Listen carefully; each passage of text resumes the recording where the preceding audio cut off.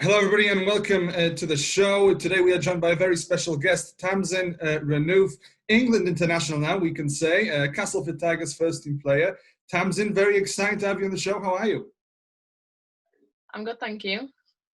Before we start, I'd just like to say thank you to all the sponsors, including all the shirt sponsors. So we'll begin with Hillside Childcare. Also, a massive thank you to GMB Union, Track Spider Solutions, Yorkshire Flight Simulator, Castle Commercial Cleaning Services, Pizza Prima, B&J Golding, SB Paving, D&M Family Butchers, Mara Falcons, Castleford Tigers Foundation, and I've left this one last on purpose. It's Anthony Higgins Transport, who not only sponsor the kit, but also sponsor yourself, Tamzin, don't they? Yep. They've been great partners, not only of Castleford Tigers, but Castleford Tigers Women as well. So, Tamzin, let's just begin. What's it been like for you these last couple of weeks? Because obviously, Castleford Tigers Women had an 8-week training plan, but it's also gone to pot, hasn't it? Yeah, so we were just training before Christmas got started, and then obviously the lockdown came into play, so obviously we can't train now. We were all pushing on really good, actually, and it's a bit of a shame that we've had to bring it to a halt because it was getting us, we were all putting on a bit of muscle, like getting ready to have a few weeks off at Christmas, and then it's all just come to a big halt again. But what's it like for yourself now? Because obviously you're still studying, and how are you managing to balance everything? You know, there's a big World Cup year coming up, so you've got to somehow keep the training going. It must be a very crazy time at the moment. Yeah, so it's pretty good for me because I'm still studying. I've got on the TAS program, which allows me to like balance my studies as well as being like I suppose an elite athlete. So I get support from uni, which is helpful. Like if I require any deadline extensions or anything, so it is really good, and I'm probably in a really good position that I am still studying. Do you find it hard training at home? Yeah, it is harder to get motivated, but obviously we all do Zoom sessions, and it's thinking about what's to come next year. Like if we don't train now, then we're not going to be in as good a position next year when it does come to the league. And it is hard because like a lot of the other teams I'm very sure will be training hard at home as well. So we all do pull together and get on the Zoom sessions and make sure it counts now before we get to a few weeks before a season starts next year, and then it becomes an issue. I mean, how would you assess your fitness level now compared to this same time last year when you were heading out to PNG? Because obviously we've had no season at all. How do you think has that affected your fitness levels? Yeah, so I reckon I am probably not as fit as I was last year, but we're still at a good level, I think. I wouldn't like to say that we've lost it all, but obviously we trained really hard working up to leaving for PNG last year. And obviously it's just putting the same things in place this year to get us even more for the World Cup. Obviously the World Cup next year, so obviously we're all pushing on for that. But it's not even just about the World Cup, it's about training hard for CAS, obviously. Like obviously a lot of the girls have the World Cup in mind, but for fun you need to be playing well for your club to even get on that stage anyway. So I think that's one of the main reasons we all need to stay fit, really. Is that your main goal for 2021? Is it the World Cup? Yes. And making the team? Yes. And what will it mean to you, you know, playing in a home World Cup? Because obviously your family were not able to see you out in PNG, because then they're now going to be able to hopefully see you in this World Cup. Yeah, hopefully. So obviously I made my debut out in PNG, and I think the one that I played my debut in wasn't even televised. So like mum and dad couldn't even like stream it to watch me make my debut. So I'm sure they'd like to watch me play, and obviously that is in the back of my mind. And it's one of those things that I'm going to really work hard for this year. And obviously the hard work it started a few weeks ago. That must have been an incredible journey going out to PNG. What are some of your memories from that trip? Yeah, it was great. Like the first game that we played in Goroka, it was the first women's international fixture to ever be played there. So that was a great game to even be involved with. I think 7,000 people turned up, and it was mental how committed they were to watching these women, and well, I suppose us women. And they were literally pressed up against the gates, and it was a brilliant experience, and the whole trip was a great experience. And then from speaking to some of the players, as I know, the fans were cheering for both teams. It wasn't like they were out there for PNG. Yeah, it was almost as if they wanted us to win. A lot of them were cheering for us, it was nice to have that support because there were so many people there. Obviously, if they were all cheering for Papua New Guinea, it would have been quite daunting. 7,000 voices just cheering for the home team. That would have been a lot worse than what we had. It wasn't even that they were cheering for one particular team. It was just their love for rugby league. I mean, I spoke to a few of the players after that trip to PNG, and they were saying how, you know, the eyes sort of opened up to how, you know, the level of poverty there and how people are living compared to us here in England really opened their eyes. Was that a similar experience that you had? Yeah, 100%. It was very eye-opening to see, like, a lot of the kids were walking around with no shoes on, and the last day in the main town, we had a football that we'd just been playing about within the pool and that, and we kicked it over the like the gates of our hotel, and the children were literally fighting over this football, and it just shows like we can pick up a rugby ball every day. Like, I could go out and buy one, and they were literally so pleased to see this ball, and it was really telling. That's mad, isn't it? That's mad. It's just a simple thing for us, like a rugby ball, and for them, it's just completely something different. I mean, what about the second game? Because what are your memories of that second game against PNG? Because what I remember from it was an extremely hot day and not easy conditions. What are your memories of that second test? That is one of the things I do remember. It was extremely warm. It was, honestly, there was no air. Like, we might as well have been breathing no air. And I remember the sun going down, and then the men were playing after us. And I was thinking, oh, at least they're getting they're not playing in the scorching sun, because it was so hot when we were playing. It was unbelievable. I don't even think I remember much apart from how hot it was. As you mentioned there, because the men were playing after you, was there any communication together with the men's and the women's team? Was there any meetings or anything like that? I don't think there was many meetings. We saw them on that day. They were staying in a different hotel to us in Papua New Guinea. So there wasn't much mingling time, really. So you didn't get to chat to Wayne Bennett and a bit like that? No, I think, actually, a funny story, Jackson Hastings was sat in one of the subs chairs, so I'd come off the pitch, like, absolutely blowing, and he was just sat in my chair, so I sat on the floor in front of him, and he just, like, tapped me on the shoulder and went, oh, do you want me to move? I was like, yeah, I wouldn't mind, actually.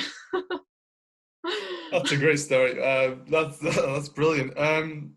You know, looking back on that trip to PNG, how beneficial do you think that will be for you in this World Cup? Because now you've had some England experience, and hopefully, if you make the team, that will have been priceless experience for you. Yeah, so I've been on tour with England twice now. I went to France 2 years ago, and then Papua New Guinea last year, and then hopefully the World Cup. And I think the first year I went to France, I didn't get picked to play, which I think was a massive learning curve for me. Even I think more than getting to play last year, because although you make it onto the team, the time you got dropped, it makes you push even more and makes you work even more. But I'm not saying, like, just because I've made my debut now, I'm going to get in that squad. I'm still going to push on and strive, because no one ever knows who's going to be in that team. Everyone has to work their asses off to make sure that they're going to be in that team. And I think every experience I've ever had leads to this, but I think the first experience in France was the main one for me, because I think it learned me that I really do need to work hard to achieve the things I want to. And how would you compare yourself as a player from that time to now? You know, a lot more experienced, I would think. Yeah, so I think I was 16 or 17 when I first went out. And so obviously I was really young when the first year in France. So I think from then I have grown up quite a lot and realised that hard work is everything, and talent doesn't get you anywhere if you don't have any hard work. So yeah, definitely grown up a lot in the few years that I've been in the England programme. What's your schedule like now? You know, when it comes to training, how often do you train? I think now with Castleford as well, we're starting with nutrition, so you got to look after that as well. What's sort of the plan for you now? So I usually try 6 days a week and have one rest day. It depends on what. So like last week it was 6 days. I had 1 day off. So usually we're without lockdown, we'd be in the gym 3 times a week, just trying to build that base of fitness. Then we have one long hit, which is like a longer period of running. So say 4 minutes on, 2 minutes off.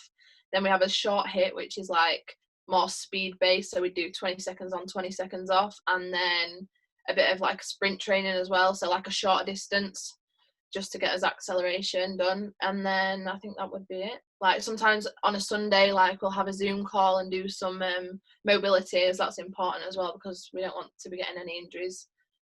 So yeah, usually 6 days a week, I reckon.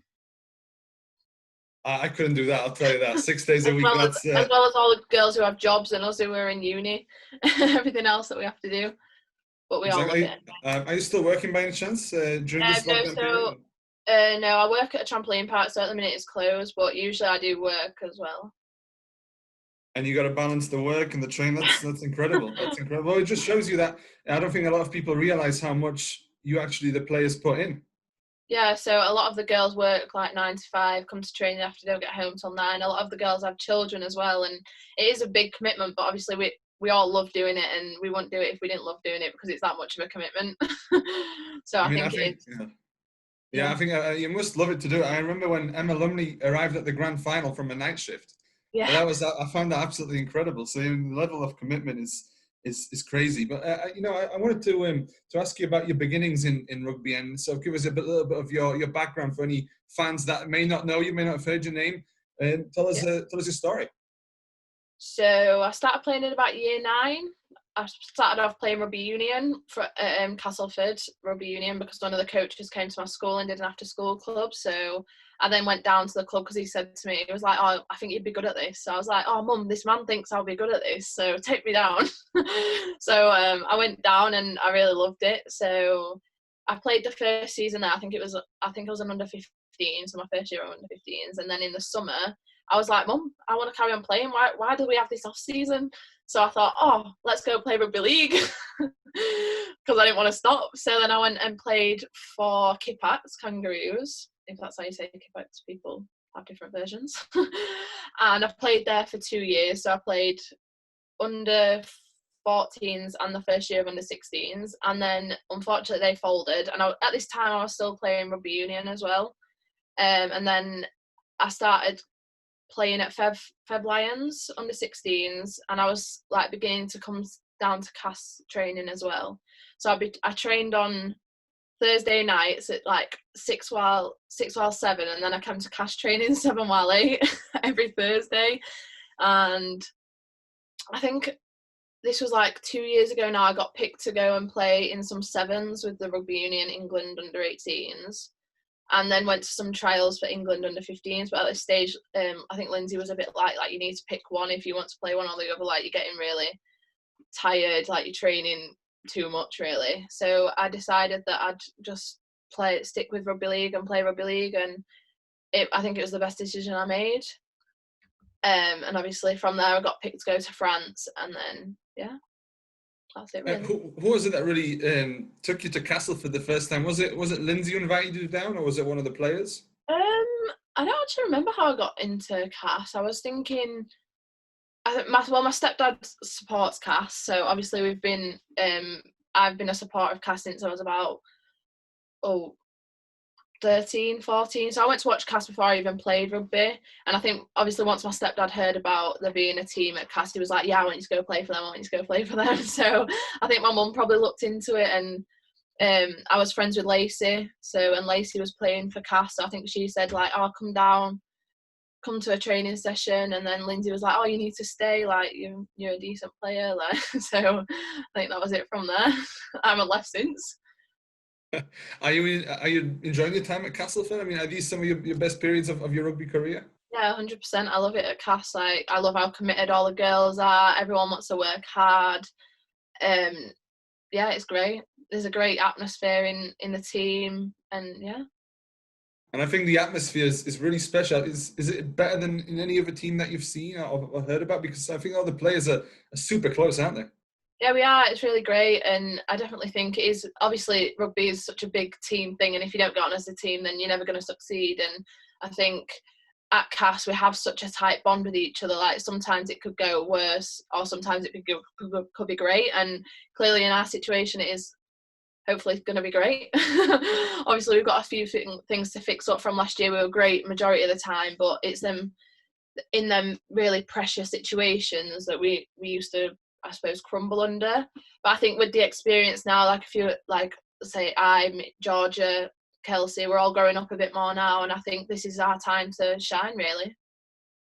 I think people do forget sometimes that we are still a very, very young team, aren't we? There's still a lot of teenagers basically in this team. And I know that 2019 for many would have been quite disappointing with a couple of the cup final defeats, but it's still a young team. And I think they're all going to come good, aren't they, in the future? Yeah, 100%. Like many of us had never played in a final like that before. Like some of us have been in really successful under 16s teams and so on and so forth, but we've never played in a final like that with the media coverage around it especially was difficult, and for the younger ones I would have found that extreme. Obviously I was only 17, 18 when we played in the finals, but especially for the younger girls who didn't have even a lot of experience, the pressure put on us was a lot. We went from not being interested at all in the women's game to being televised, and it was a lot in a short space of time, but it's great for the women's game, and I can't wait to see how much further it goes. And just looking on the 2019 season, how would you rate it? Was it a failure? Was it a success? Was it somewhere in between? I think I'd say somewhere in between. I wouldn't like to say it was a success because obviously we didn't win the finals, but it wasn't a failure at all. Like, to win that many games throughout our league, we were a consistent team, but everyone remembers the finals. So it no matter how good we were throughout the whole of the season, we didn't win the finals, and obviously it was tough not winning those finals, and it was really, really devastating. Like, everyone puts so much heart into everything we do that obviously it's so disappointing when you don't win a final, but obviously you have to just think of it as a learning curve, and that when we come back, we're going to come back bigger and stronger and even better and even more determined than we were last year. I wanted to ask you about the fans, because I think 2019 was really a key season for fans. We've had over 1,000 fans in 3 or 4 games last season. 500 fans came to Bolton to watch the Challenge Cup final, and they had to pay 20 quid a pop, if not more, to get into the ground. So what do you make of the commitment from the Cass fans? Classy Cass, as they say. It's amazing. Like, obviously I know from being a Cass supporter when I was younger, I understand like how committed Cass fans are. Like, Cass is a very, very supportive team of the men. Like, they love the men. Like, everyone who has a season ticket will be there week in, week out, no matter what. And I think just because we're women, the Cass supporters want to support us because we're Cass. They don't care about the fact that we're women or anything like that. They just want to support Cass, and I think that is a great thing about our club, is the fact that the fans just want to be there to support Cass, and they don't care about who we are, whether the men, the women, who cares? I think that's so true, because, you know, even if you go to a PDRL game or the under-19s or whatever, there's so many Cass fans turning out. It's brilliant to see. But just going on in any interactions with the fans, have any fans ever came up to you in public or noticed you? Or because I know a few of the players had a few interactions. Actually, because obviously I work at Gravity in Castleford. A lot of people, like young boys, will come up to me, and I had one a few weeks ago, and he went, "I know you," and I was like, "Oh, do you?" He went, "You play for Cass." I was like, "Oh yeah." It was like, "I've seen you."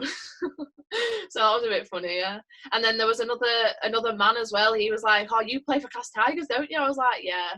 He was like, "Oh, you can tackle really well." I was like, "Thanks."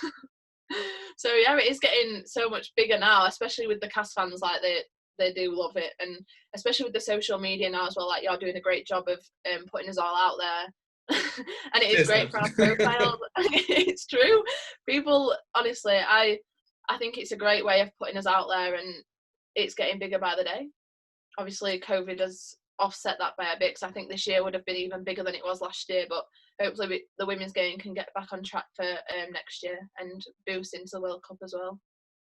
You know, when we were starting the women's team, I remember Lindsay saying that one of the things she really wanted to do was to create some role models for young girls, female sporting role models, because she said that there weren't any in Castleford at the time. Do you think like you're getting to that point? Because when you see after games, little girls coming up for, for taking pictures and stuff like that and signing things, it's incredible, isn't it? Yeah, it's great. Even if girls don't want to play rugby league, I think we can be role models for any sport. Like, there's not many role models in women's sport, and I think it's great for any woman playing sport, to just promote it to young girls. And if they don't want to play rugby league, they might want to swim, they might want to do anything, but to normalise women playing sport is such a great thing. And especially nowadays, we need to get out of the fact that women don't play sport. Women do play sport, and they play it very well. They certainly do. There's no doubt about that. And some of the games I think that we've been involved in have been really, really entertaining. And I'm sure there'll be a lot more in the future. But for now, I've got some questions from fans. We put out a few posts saying fans put some questions in. I'm not going to lie, your brother sent in the most questions, but we got some good ones as well. One from Twitter. We've got a question from Jenny Hill, and she asks, what's been your highlight playing for the Tigers so far? Obviously, playing in finals is a big highlight. They have to be put down a bit because we lost. I think scoring in the Challenge Cup final was a big one for me. I think that was a great effort, and it, like, we levelled up, and then obviously we went down again. But I think I remember that is my memory of the Challenge Cup. I don't like to think about the fact that we lost. It was the fact that actually we still put an effort in and played that game. And it was still in front of the Cas fans, wasn't it? Yeah. The second question we've got from Facebook, it's by Lou Mason. She asks, what advice would you give to a 13-year-old who started Rugby League a year and a half ago, who's wanting to make a Women's Super League debut when she's old enough? Okay. So I was pretty young when I first made my Super League debut. I was 16, so it's not impossible. And I know a lot of girls who have made like Holly Dodd made her Challenge Cup debut on her 16th birthday, so it's not impossible. But I think hard work over talent every day. We got a question as well from David Walker. David Walker has sponsored so many players over the years. He's been a great supporter of the game. And he's got a bit of a tactical question. I see he's asking, how do you think you'll go in the centres? Hopefully good. I think I'm working really hard on my speed and agility and getting used to the position, like getting my passes out to my winger. And I'm just really excited to play a different position, actually. And I think the excitement is going to be put into my game, and I can't wait to have a bash at centre, and I think I'm going to love it. Good answer. Question from Instagram, at Heaton417. What are your aims for the season? I suspect he means the 2021 campaign. Yeah, obviously just be consistent in every game, turn up every game for the girls, be there, tackle hard, run hard, and yeah, just be really consistent. I think obviously I had a pretty decent season last year, but I think I can work, like push on so much, and I'm trying to get a lot stronger and fast. Obviously with strength comes power, which will make me faster, and I just think, yeah, I just want to be consistent. And the final one we've got is from at Jason Emery 5941. He asks, do you watch the women's NRL? Yeah, we like watching the women's NRL to get obviously they are our competition and probably biggest competition. A lot of them are phenomenal athletes, and we want to get to the stages that the Australians are at, but we also are competitors and we want to be the same as them, and we will be, and we aren't far off that at all. But yeah, so we do watch it, analyse all the players, as I'm sure they probably watch our games as well. Well, if they don't, they'd be fools not to. They'd be losing one there, wouldn't they? Tamzin, that's all I've had for you. I have for you today. Thank you very much for joining me on the show. And yeah, I'm going to try and have a few other players on over the next few weeks, especially during lockdown. Try and give the fans a bit of entertainment, a bit of knowledge about the women's game. So, Tamzin, thank you very much for your time. Thank you. And we'll see you in the 2021 season. Yes, you will.